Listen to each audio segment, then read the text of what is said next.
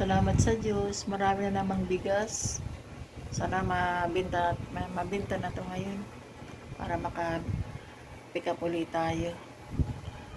Murahan na lang natin para mas mabenta. Kapag ito. Meron tayo ngayong dinurado. Mas masarap pa ito sa Coco Pandan. At meron pang hubi. Hubi dinurado. Na mumurahin. Ito yung mamahaling dinurado at ito yung mumurahin na dinurado. Pero masarap din naman yan.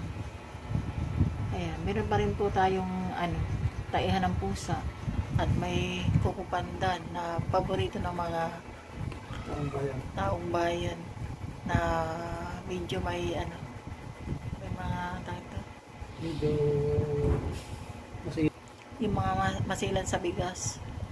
Pero ako hindi ko gusto yan eh. May pagka kasi malagkit. Parang nawalan ako ng ganang kumain pag malagkit.